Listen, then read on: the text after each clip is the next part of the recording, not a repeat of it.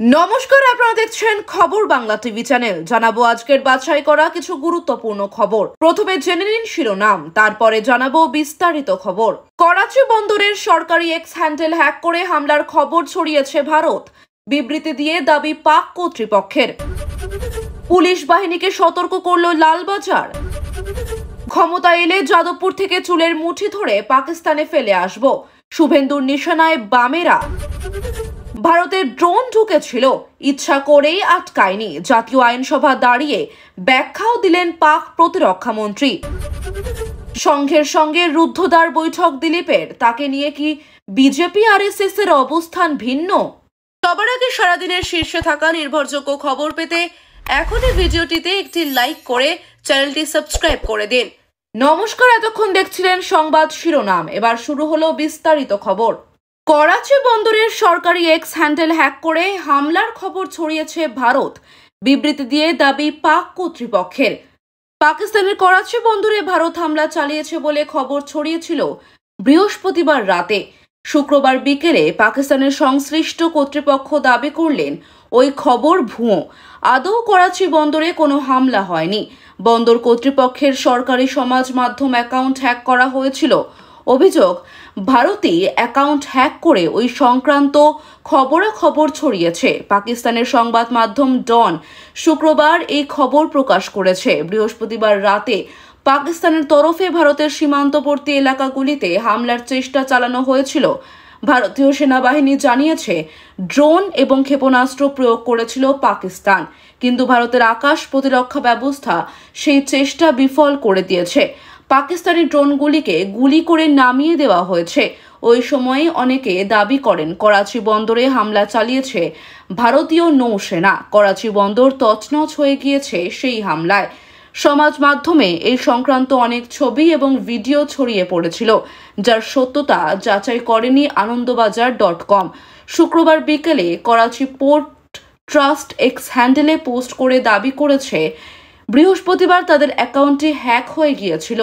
KPT x হ্যান্ডেলে যে বিবৃতি দিয়েছে তাতে লেখা হয়েছে ভারত কেপিটির সরকারি এক্স অ্যাকাউন্ট হ্যাক করে নিয়েছিল।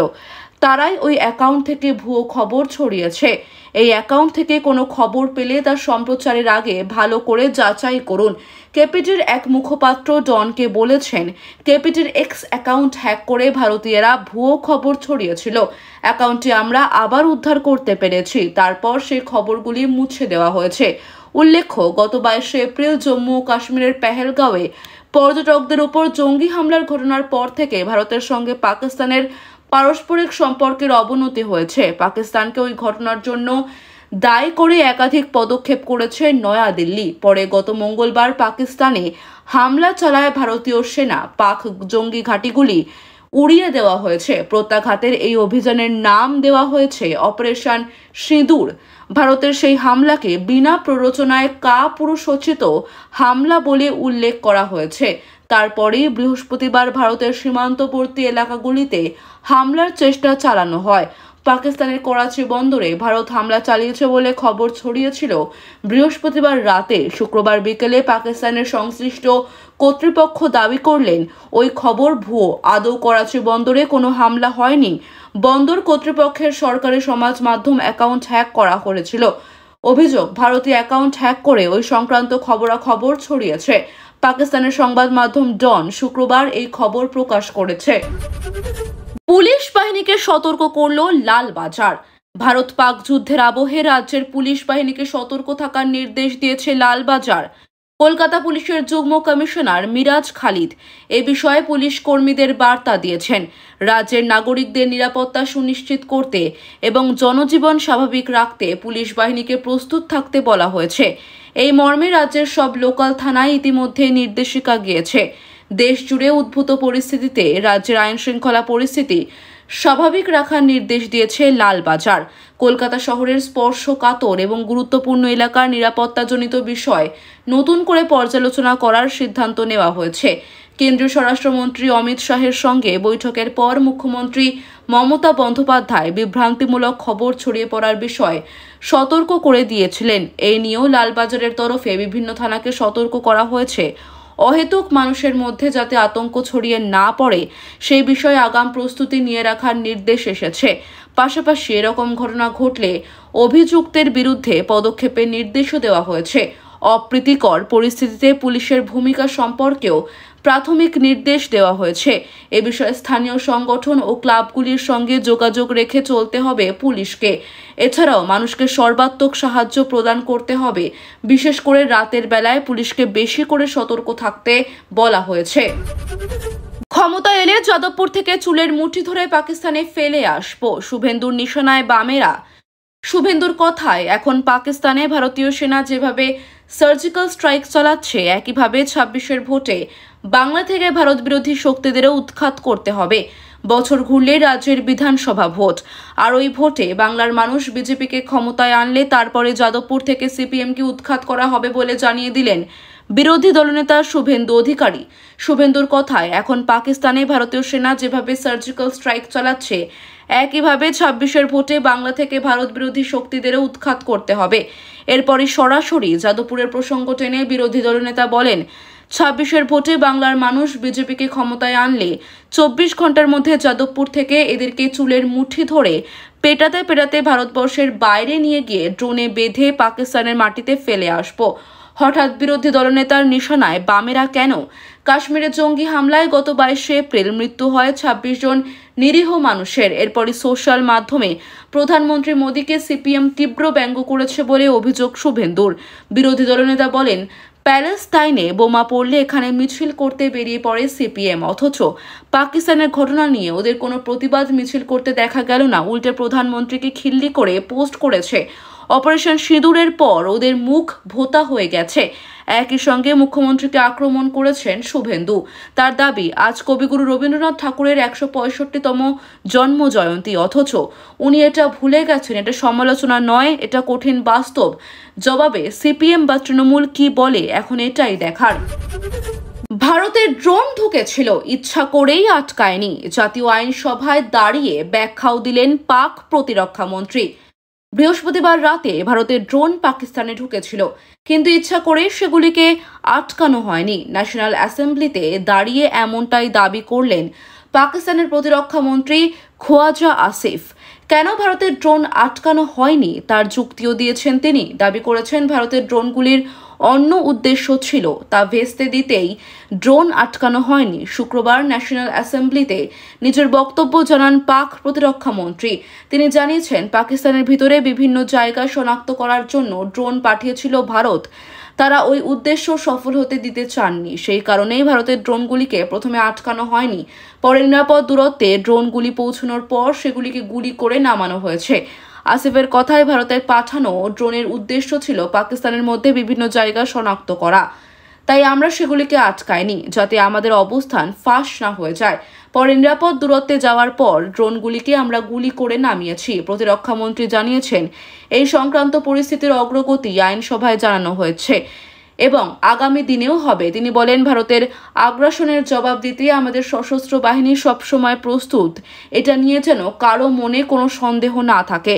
আমরা দেশবাসীকে আশ্বস্ত করছি, বর্তমান পরিস্থিতির জবাব দিতে আমরা 200% প্রস্তুত। উল্লেখ্য, বৃহস্পতিবার রাতে পাকিস্তান ভারতের বিভিন্ন সীমান্তবর্তী এলাকায় হামলা চালানোর চেষ্টা করে। ড্রোন এবং ক্ষেপণাস্ত্র প্রয়োগ করেছিল ইসলামাবাদ। তবে ভারতীয় সেনাবাহিনী জানিয়েছে, পাকিস্তানের সেই হামলার চেষ্টাকে ব্যর্থ করে দিয়েছে ভারতের আকাশ প্রতিরক্ষা ব্যবস্থা। ড্রোন ও ক্ষেপণাস্ত্র আকাশেই ধ্বংস করে দেওয়া হয়েছে।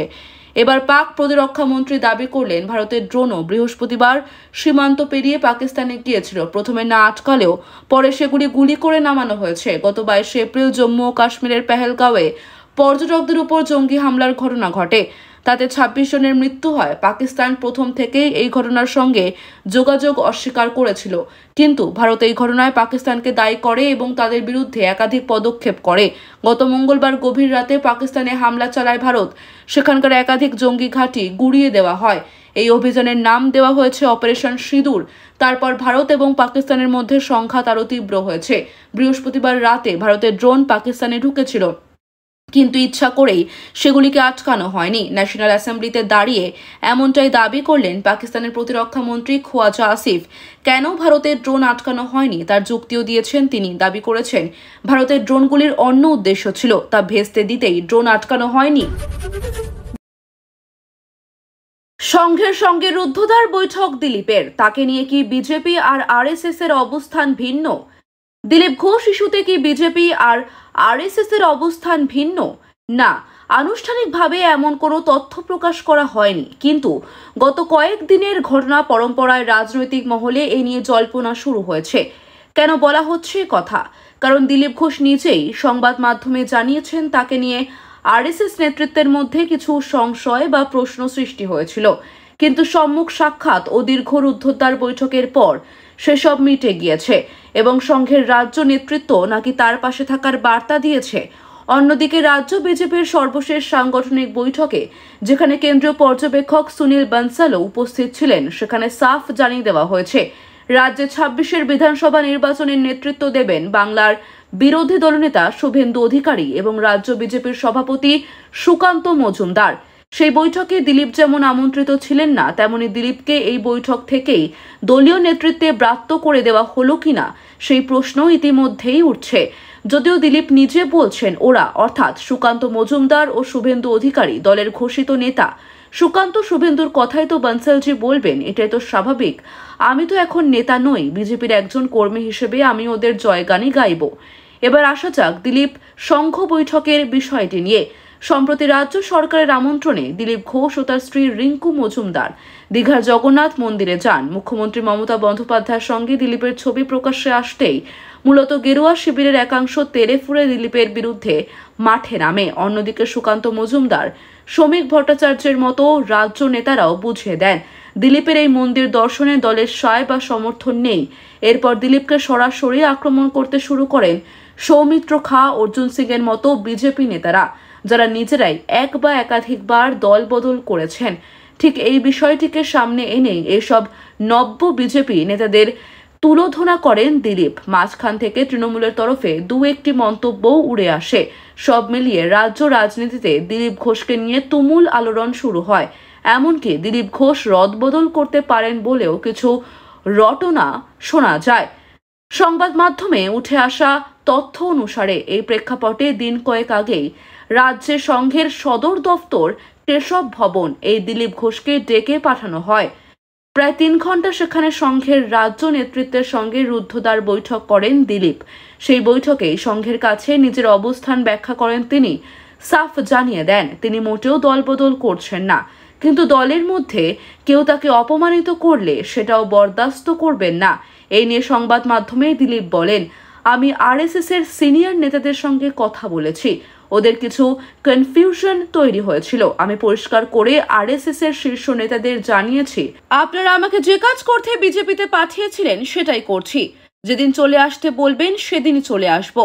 আজ বললে আজই, কিন্তু আমার সঙ্গে নোংরা রাজনীতি করলে আমি চুপ করে থাকবো না। প্রসঙ্গত দিলীপ ঘোষ কিশোর বয়স থেকেই আরএসএস এর সঙ্গে যুক্ত, সেখান থেকেই তার রাজনীতিতে আসা এবং এটা ঐতিহাসিক সত্য যে তিনি রাজ্য বিজেপির সভাপতি থাকাকালীনই বাংলায় সেরা নির্বাচনী ফলাফল করেছে পদ্ম শিবির। যদিও তা সত্ত্বেও আগামী নির্বাচনে তাকে নেতৃত্ব থেকে সরিয়ে দিয়েছে বিজেপি। এই প্রেক্ষাপটে আরএসএস এর শীর্ষ নেতৃত্ব নাকি দিলীপের পাশে থাকার বার্তা দিয়েছেন। তাই প্রশ্ন উঠছে, তাহলে কি দিলীপকে নিয়ে সহমত হতে পারছেন না আরএসএস ও বিজেপি নেতৃত্ব?